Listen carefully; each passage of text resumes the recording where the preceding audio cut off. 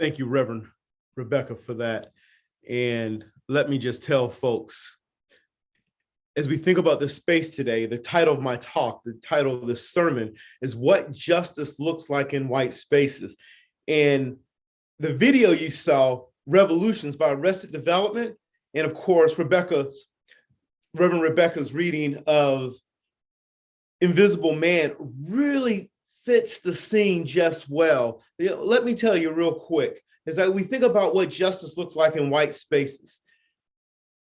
I had to be introduced to that great work, Invisible Man, not an independent school, a white space that I once attended, but really in the circles of Black thinkers, Black students, Black folks who are really consciously thinking about the struggles and the plight of Black folks. I was introduced to it in such a way that it became my favorite book. It continues to be my favorite book. And it's a work that I continue to ponder even here in the 21st century. I push back on folks who debate and argue and want to contend about its relevancy here. And then I question whether or not they fully read the work.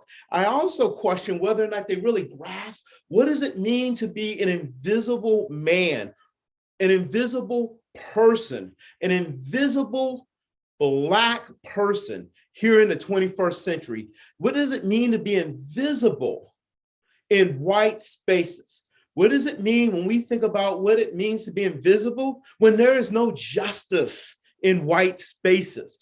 That's what we're here to talk about, folks, because the people who know me know that this iteration of what justice looks like in white spaces is a play off one of my favorite quotes, and that is, what does love, or love is what justice looks like in public. And that's how we have to think about these things too. You know, folks, as we move forward here, just a warning here, there are going to be some generalizations made, and there will be generalizations made about white folks, but it comes from the soul, deeply from the soul, because I'm here to have a conversation with you about the plight and the struggles of Black folks and the challenges within white communities and the ways in which we need to transform those communities. And that's going to take a partnership. So I'm here to tell you that I'm not calling you out. I'm inviting you in.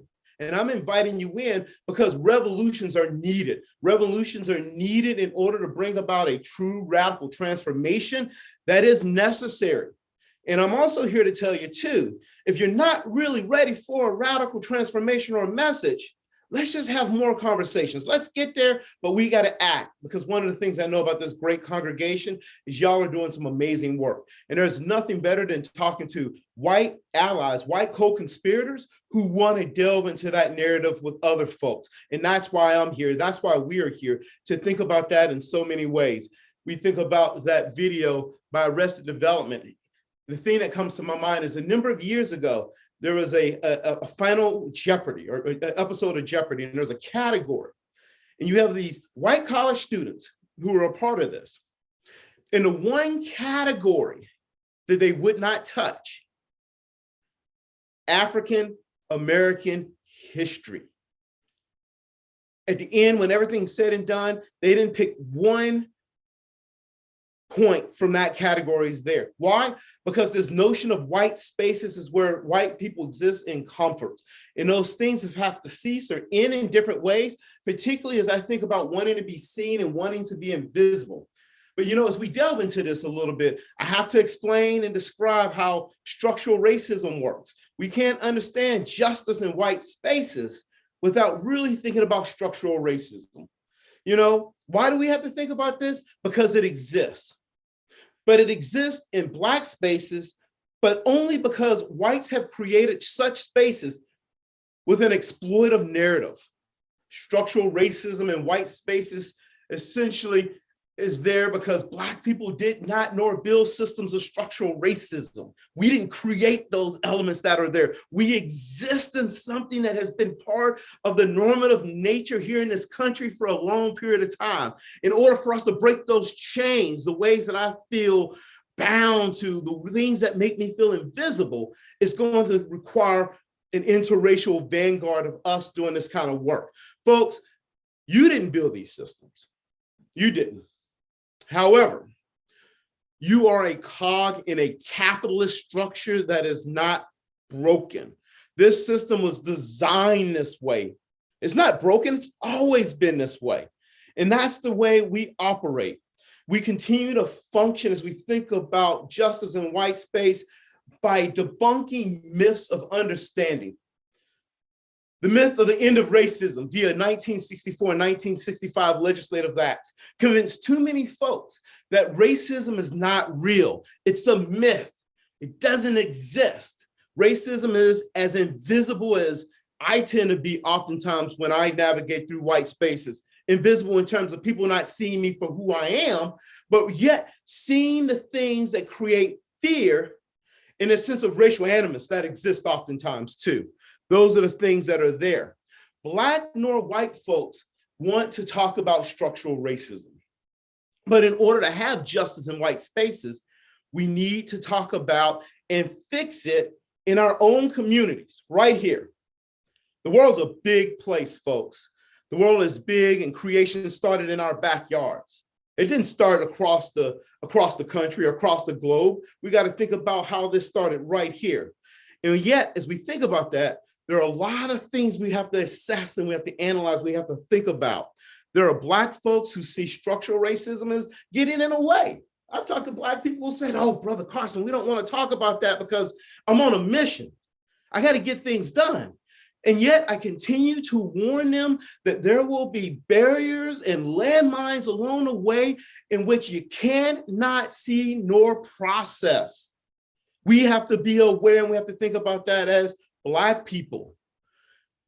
You know, let us just pretend it's not there. I wish I understood structural racism when I was in the 6th grade. I would have explained some of the things that I saw that I was too young to fully process. I wish I would have understood it in high school. I mean, you know, I'm me, and because of that, I dedicated myself to thinking about these levels of problems over a period of time, which means speaking a level of truth to folks like you, so we may avoid just that, those pitfalls that have created barriers in healing and growth and really tearing down barriers that exist. You see, folks, you're going to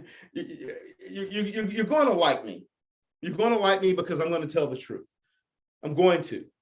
And that being the case, and while it might be at times a little hard and it may feel at times like a sense of condemnation, I'm not calling you out. I say that because I have to say that I want to invite you in, but I'm inviting you in into a radical space.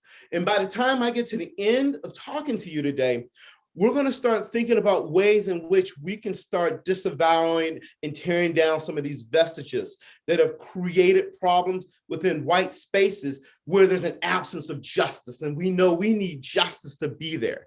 It has to be there. So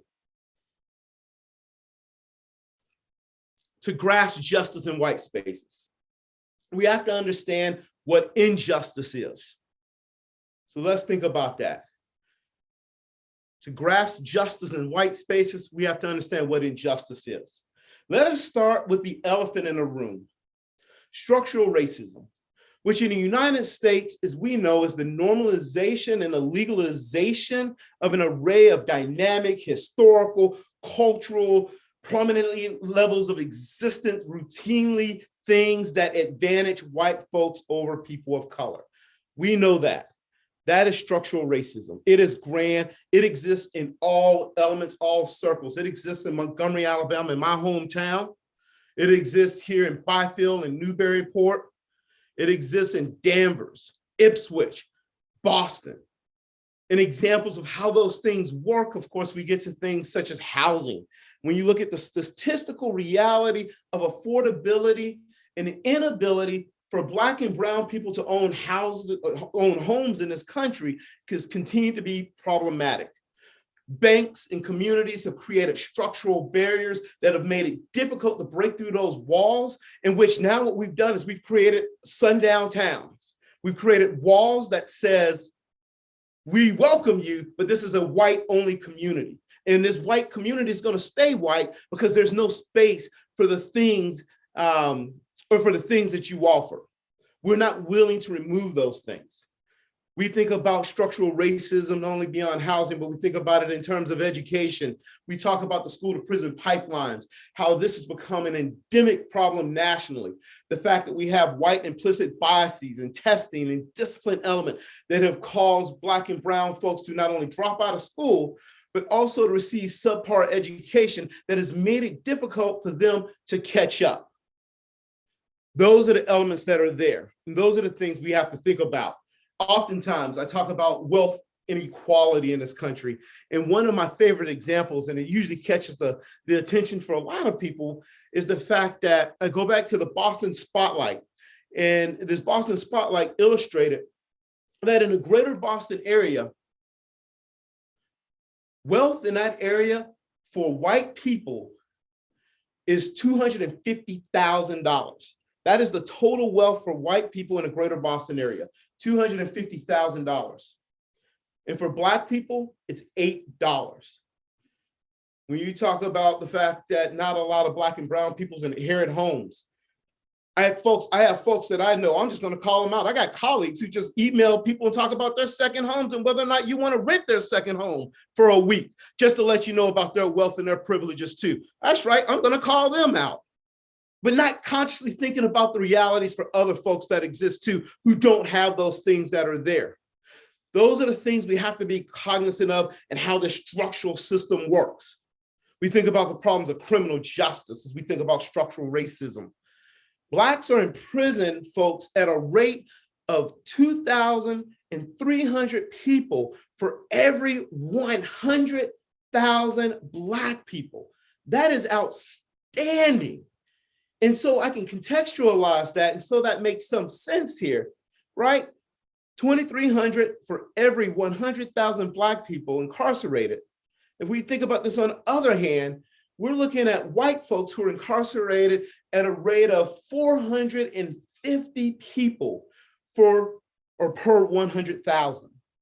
These are systems that are designed and put in place that makes it difficult for us to think about not talking about the problems of race in this country, but yet also problems of race in our communities and in our neighborhoods too.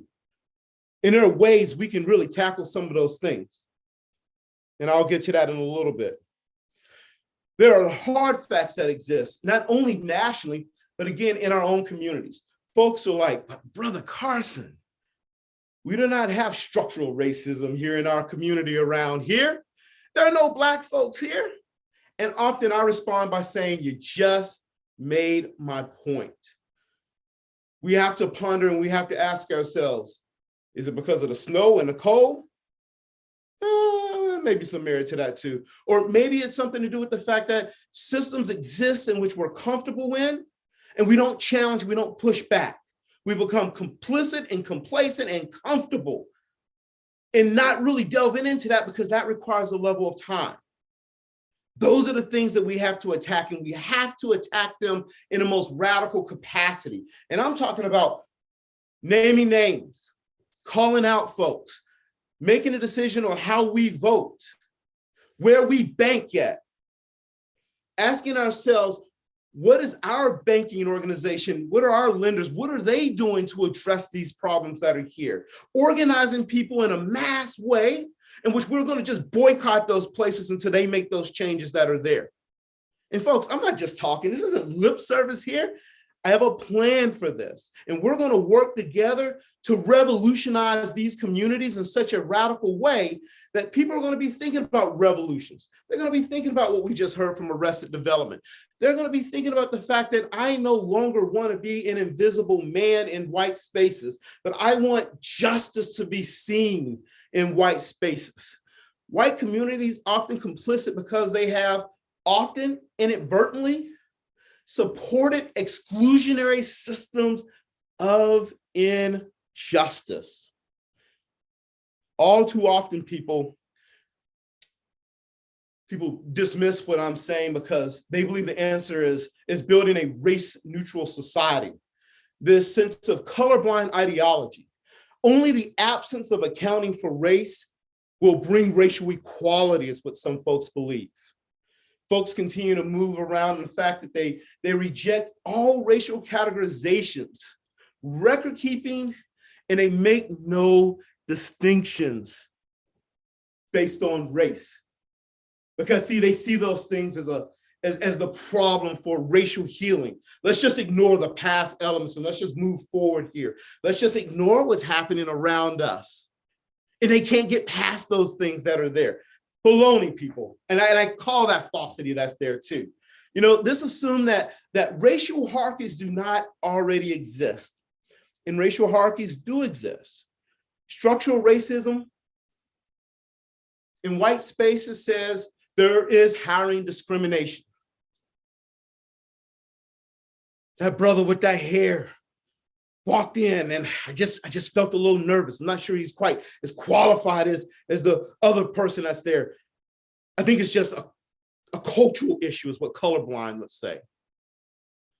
Structural racism reminds us of the limited opportunities in these communities. And yet the colorblind argument will say, it's not limited opportunities, Brother Carson. It's just your behavior in the sense of your behavior. The way Black people act, the way they dress, the way they pontificate their own way. You saw the video by Arrested Development. That's just a little too Black for us.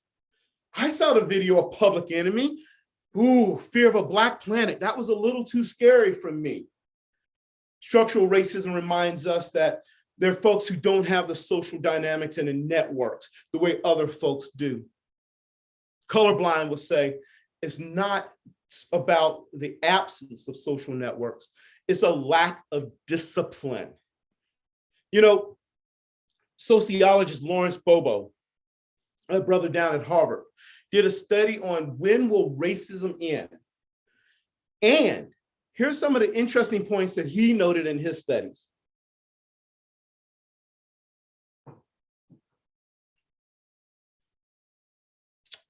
"61%, I want you to listen to this. I want you to think about this here. 61% of white people already believe that we have achieved racial justice and equality. Another 20% of white folks believe that it is on the horizon, it's getting close. And let's compare that to 17% of Blacks who believe we've reached this promised land. And oftentimes, even among those 17%, some of that has to do with class orientation, or even some of the communities they're in terms of how they think about assimilation. That's another conversation that's there too. You know, if justice is what love looks like in public, then how do we convince 80% of white folks that justice in white spaces is not the denial of institutional structures that further the continuity of racial disparities, right? That's what we have to do. And part of that work means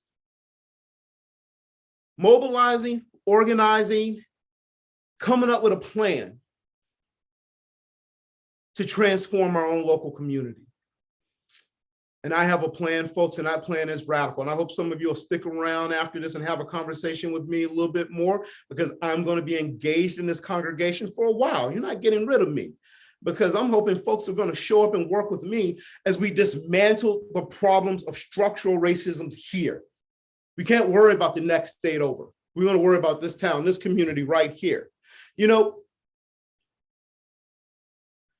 I think it was between 1994 and 2008, roughly 75% of white folks stated that Blacks should just overcome racial prejudice.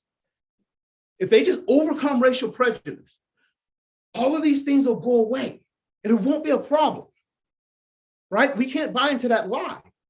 In the work and the studies and the thing that you're doing for yourself, we have to continue to come to that realization that racial prejudice, racial animus, all of those things just don't vanish. You know, now I got to tell you, I love Brother Barack Obama. Oh, I love that brother. I love Michelle Obama much, much more, just to be honest with you. But that being said, you know, I know white liberals love that brother. White liberals loved him enough to showcase their vote for him and prove that they were not a part of the cog of structural racism. Just go watch the movie Get Out if you haven't seen it. Kind of examines that just a little bit more. But that is the lie of white liberalism, folks. And white liberalism is the problem.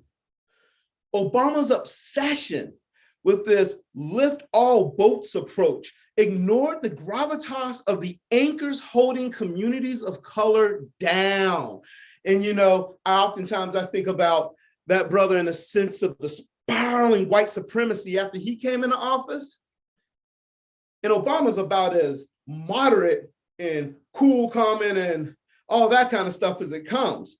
You get some other folks who are piping out the challenges and the problems. Now you're talking about some serious elements that people can't move beyond that because they've already created the semblance of the right kind of Black person,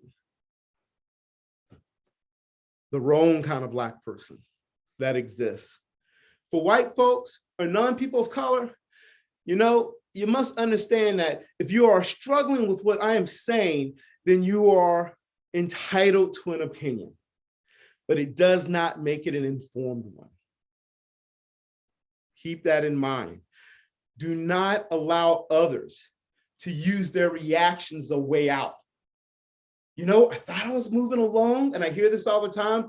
I want to come to this place where I get to a point of racial healing and racial justice. I want to put my Black Lives Matter sign out and everything too. Then I heard Brother Carson talk. Then I thought, see, he's the problem right there. We can't have racial healing because of people like him. Too vocal, too outspoken, saying things that make white folks like me feel like I'm not doing the work that I need to do. I'm not saying folks are not. I'm just saying that revolutions and transformations within this radical reconfiguration start when people fully hear the kind of messages that brothers like me are saying. And that is the whole system needs to be torn down. It does not work. All of this work we're trying to do on racial healing and transforming communities, it does not work under the current methodology and the practice what we're doing. I'm talking about reconfiguration of communities. But the challenges of that, right, is that when we think about justice in white spaces, it becomes challenging because people have their comforts, they have their homes, they have their resting places, things that brings them sense of livelihood. And if they push too much, there's a threat of losing that. If you want to be radical, if you want justice in white spaces, there's only one way that happens. And that is through radical actions. Justice in white spaces is white people not seeing themselves as unique and unaffected by the culture we live in. That's justice in white spaces. Think about that. Ignoring the systemic dimensions of racism becomes an issue. You know, here's how great it is to be white. And I saw this, and I want to share this from a comedian, okay? I quote, right? How great is it to be white in this country? White people can get in a time machine and go to any time, and it would be awesome when they got there. They would talk about how great it was, right? Let's go make America great again. Let's get in that time machine here. And a Black person or any other people of color who want to get in the time machine, we're going to be like, yeah, I'll go anywhere. But as long as it's after 1980. And the irony of this joke by a white comedian is that I still struggle even with the time period after 1980, because that operates under the assertion that things have gotten that much better. That's a falsity. That is not true. What can you do? What can we do? You know, first you must start at the individual level. I know of this great anti-racist, I know of the great anti-racist work that you all are doing there. And it's the reason why I want to partner with you. It's the reason why I want to partner with this congregation in moving the vestiges of structural racism. Those are the things that exist. You know, I once made a list of the things I like about white spaces and how I have been shaped by the narrative of whiteness and the ubiquitous nature of whiteness. It's an interesting thing to do because we know whiteness is average, is normal, it's exceptional, it's preferred. So in doing this, I thought about the books I was always asked to read growing up, or the TV shows, even the courses at times I have to take. Everything creates this lens of the beauty of whiteness. I remember my wife and I we visited the Sistine Chapel and we viewed the creation of Adam. This biblical imagery told the story not so much of the Genesis narrative and creation, but the 16th century narrative that still holds true today. And the 16th century narrative here in the 21st century is that whiteness is the standard by which all things should be compared. It is the gold standard. Hallmark does this well. Ever watch any shows on Hallmark? Oh, I sit there and I count how many people of color I can see on Hallmark. How many queer folks I see on Hallmark, right? The whole ideal couples are white. You know, the ideal couples are always straight too. The most ideal communities are always in white spaces, usually in Vermont. You know, take some time and make a list. Make a list of your world and ask yourself, how white is it? Just brainstorm, right? And just think about everything about your life and how ideal your life has become because of the nature of whiteness. And then once you've done that list, make another list of your community and ask yourself, how might elements of structural racism exist? How might you be supporting such systems? Those lists, folks, are important because, you know, I'm going to be following up with folks and we're going to delve in and we're going to think about those lists in ways in which we can dismantle those things. You know, as I come to a conclusion here, I think about Martin Luther King Jr. It's January. We always talk and think about Martin Luther King in January. We'll forget about him for another 11 months and we'll come back to him again in January. Martin Luther King Jr. saw no visible hand that coordinated the self-interest of whites with the interests of Blacks. He saw instead a system that brutalized Black fathers, brutalized Black mothers, brutalized Black children through an unchallenged system that empowered the white majority to enforce unjust laws on a people of color. That brother wrote, I quote, "Superficial solutions and shallow understanding from people of goodwill is more frustrating than absolute misunderstanding from people of ill will." I want to say that one more time because it's a powerful point that we have to understand. Superficial solutions and shallow understanding from people of goodwill is more frustrating than absolute misunderstanding from people of ill will. You see, oftentimes I hear folks talk about that brother talking about we need to concentrate on our character and not the color of our skin, and yet they completely misappropriated and misunderstood the document. They really took out of it for the things that serve their purposes. What that brother is really saying is if we really want to bring about any type of racial healing and social progress in society,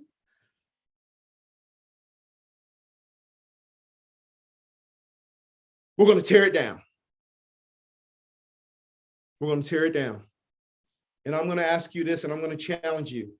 If you really want a revolution, if you no longer want me to be invisible, if you really want to be a white, anti-racist, social justice warrior who wants justice in your white spaces, you will work with me and we will think about the ways in which we're going to tear it down.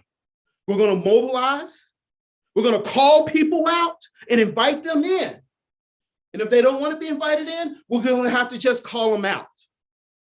And we're going to name it.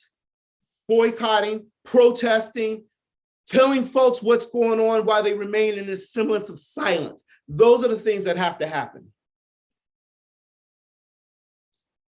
I hope you heard what I had to say, folks. I had a lot on my mind, and I can go on and on and on, but I think my time has come and has gone. But this is not the end of this conversation. I look forward for us continue to talk a little bit more about dismantling these systems and the work that we have to do. Thank you, folks.